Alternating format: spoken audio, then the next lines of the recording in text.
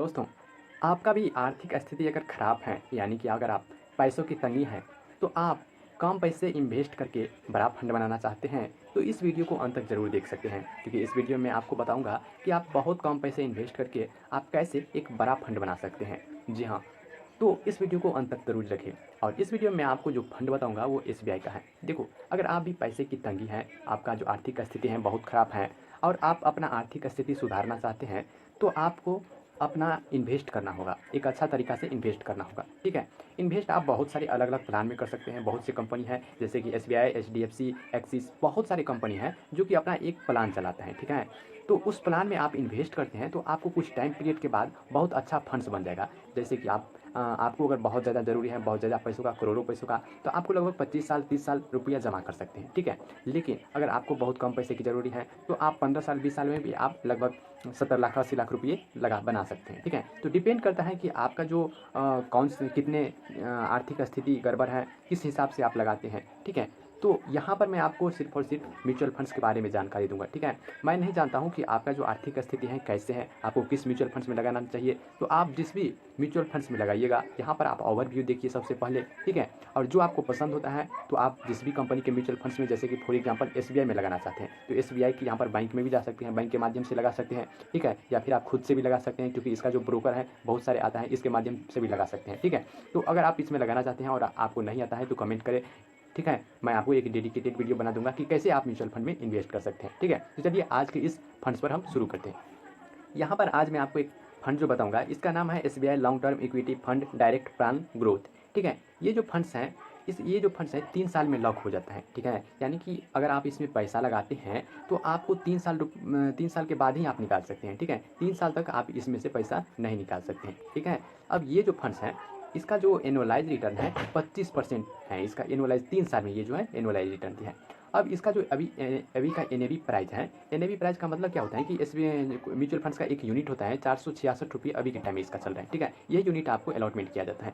अगर आप इसमें शिफ्ट करना चाहें तो कम से कम आप 500 रुपये शिफ्ट कर सकते हैं। इसके बाद ये जो म्यूचुअल फंड्स है इसकी रेटिंग की अगर देखा जाए तो 5 स्टार रेटिंग इसको मिला है। और अभी तक इस म्यूचुअल फंड्स में 28,732 करोड़ रुपया इन्वेस्ट कर चुका है लोगों ने। तो आप सोच सकते हैं कि 28,732 करोड़ रुपया कितने लोगों ने इसमें इन्वेस्ट किया होगा। ठीक है, तो इसकी होल्डिंग्स की बात करें, यानी कि कितने कंपनी में इसने लगाया है, तो इसका जो पैसा है 58 कंपनियों में लगता है। यहाँ पर देख सकते हैं कि सबसे ज़्यादा पैसा एचडीएफसी बैंक कंपनी में लगता है, इसके बाद महिंद्रा, इसके बाद रिलायंस भारतीय कंपनी, जो टॉप बड़ी बड़ी कंपनी है इसमें इसका पैसा लगता है। और सभी का पैसा जो है इक्विटी में लगता है। यहाँ पर आप देख सकते हैं कितने कंपनी है यहाँ पर लगता है। ठीक है, अब देखिए इसको होल्डिंग को एनालिसिस करिएगा तो इसका जो होल्डिंग है ये इक्विटी में लगता है और कैश में लगता है। यानी कि ये जो म्यूचुअल फंड्स हैं इसमें से पैसा इक्विटी में लगता है और दूसरा कैश में लगता है। तो दो चीज़ों में इसका पैसा लगता है।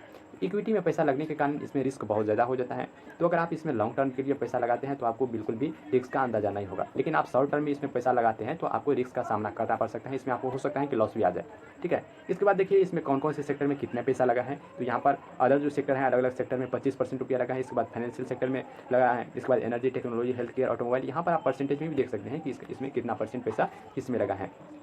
ठीक है, इसके बाद यहाँ पर देखिए ये जो इसका रिटर्न अगर देखिए तो इसका जो रिटर्न है यहाँ पर आप देख सकते हैं, ये जो म्यूचुअल फंड है पिछले 1 सालों में ये 52% का रिटर्न दिया है और 3 सालों में 25% का रिटर्न दिया और 5 सालों में 25% का रिटर्न दिया। ऑल टाइम की बात करें तो 17% का रिटर्न दिया, यानी कि लगभग 18% का रिटर्न हम मान सकते हैं। ठीक है, अब ये जो म्यूचुअल फंड्स हैं इसका और भी डिटेल में अगर देखा जाए तो यहाँ पर आप देख सकते हैं कि इसमें जो एक्सपेंस रेशियो है आपको 0.93% लगता है। 0.93% इसका एक्सपेंस रेशियो एक खर्चा होता है जो कि देना होता है। ठीक है, इसके बाद एग्जिट लॉट यहाँ पर आपको नहीं देना होता है। यहाँ पर स्टाम्प ड्यूटी यहाँ पर देख सकते हैं कि आपको कितना देना होगा। इसके बाद यहाँ पर इसको टैक्स भी देख सकते हैं, यहाँ पर आप खुद से यहाँ पर देख सकते हैं कि कितना देना पड़ता है। ठीक है, इसके बाद अगर इसके फंड मैनेजर की बात करें तो इसका जो फंड मैनेजर है दिनेश बालाचंद्रन है, जो कि 2016 से इसमें जुड़ा है। अब चलिए बात करते हैं कि 18% के रिटर्न से आपको कितने दिन में कितना पैसा मिलेगा। ठीक है, तो यहाँ पर देखिए हमने म्यूचुअल फंड जो कैलकुलेटर है ओपन कर लिया है और यहाँ पर हमने लमसम पर दे दिया है और टोटल इन्वेस्टमेंट हम 50,000 मान कर चलते हैं कि हमें एक बार कर देना है। ठीक है, और 50,000 जो इसमें एक्सपेक्टेड रिटर्न यहाँ पर देख सकते हैं कि 17% यहाँ पर हमने मान दिया है।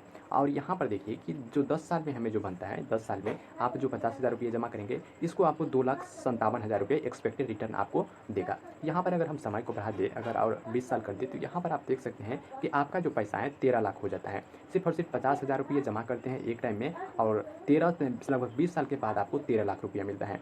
इसके बाद अगर हम इसके टाइम पीरियड को बढ़ा देते हैं लगभग 30 साल कर देते हैं, तो यहाँ पर देखिए आपको जो मिल जाएगा लगभग 68 लाख रुपया मिल जाता है, ठीक है। तो आपने देखा कि सिर्फ और सिर्फ 50,000 रुपये जमा करके आपको 30 साल जमा करते हैं तो 68 लाख रुपया मिल जाता है, ठीक है। तो ये होता है म्यूचुअल फंड्स का पावर, ठीक है। तो अगर आपका भी आर्थिक स्थिति बहुत ही खराब है तो आप इस म्यूचुअल फंड्स में जमा कर सकते हैं। और म्यूचुअल फंड में जमा करने से पहले आपको एक अच्छा इन्वेस्टर से आपको सलाह ले लेना है, इसके बाद इसमें जमा कर लेना है।